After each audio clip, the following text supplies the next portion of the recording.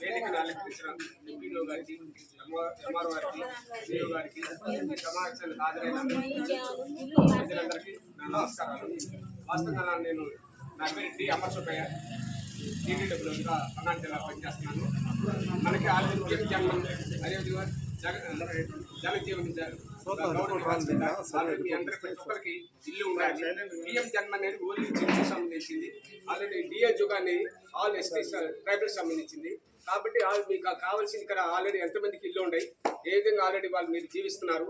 మీరు వాస్తవంగా already non IT day కింద వస్తుంది, అవును కదా. ఈ కారపూడి మండలం అంటే నాన్ ఐటీ డే, వాస్తవం ఐటీ డే కింద ఆల్రెడీ 6 మండలాలు ఉన్నాయి. ఇది నాన్ ఐటీ డే కింద వస్తుంది. కాబట్టి ఈ టైంలో మేము ఇక్కడ మీకు కావాల్సిన సౌకర్యాలు ఈ 104 రావడం కానీ, అదే ఆధార్ కార్డు కానీ, రేషన్ కార్డు కానీ, దేని వాళ్ళు ఎవరు ఉండాలి కానీ అప్లై చేసుకోండి, వాళ్ళకి ఇవ్వడం జరుగుతుంది. ప్రతి ఒక్కరికి ఆల్రెడీ ఇల్లు ఉండాలి సెంచుకి సంబంధించి. కాబట్టి అది ఇక్కడ నేను సౌకర్యాలు అదేవిధంగా మృగాలు తీయకపోయినా కానీ ఇక్కడ దోమలు పెడితే ఎక్కువ ఉంటుంది. కాబట్టి అదేవిధంగా ఆల్రెడీ మన ఎంఆర్ఓ గారు కానీ ఎంపీడీ వరకు కోరేది ఏంటంటే ఇక్కడ ఆల్రెడీ దోమకు సంబంధించి మందు డీసీ చేయాలి. వాస్తవంగా ఆల్రెడీ మీ అందరికీ ఇల్లు వచ్చేటట్టు చూడాలి. ప్రతి ఒక్కరికి ఇంటి కుళాయి కూడా ఉండే ఏర్పాటు చేయాలి.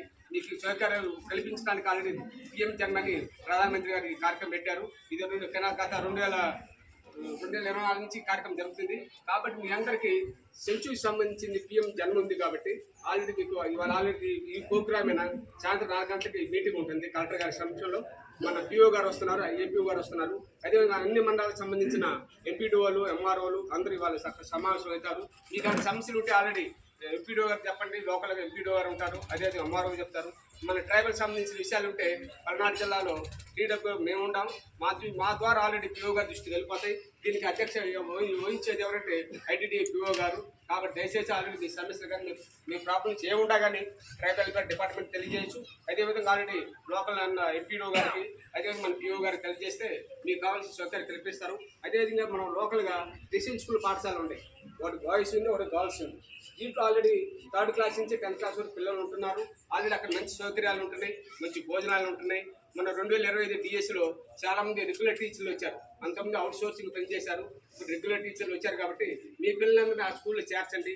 ఆల్రెడీ A to Z మీకు తల్లి పొందడం డబ్బులు వస్తున్నాయి. అదేవిధంగా బుక్స్ కానీ, నోట్స్ బుక్స్ కానీ A to Z అన్ని సప్లై చేస్తున్నారు. కాబట్టి మీ పిల్లల్ని చక్కగా చదివించుకోండి. మీకు ఆల్రెడీ గతంతో పోల్చుకుంటే ఇప్పుడు రెసిడెన్షియల్ స్కూల్లో చదువు బాగుంటుంది, ఫీడింగ్ బాగుంటుంది.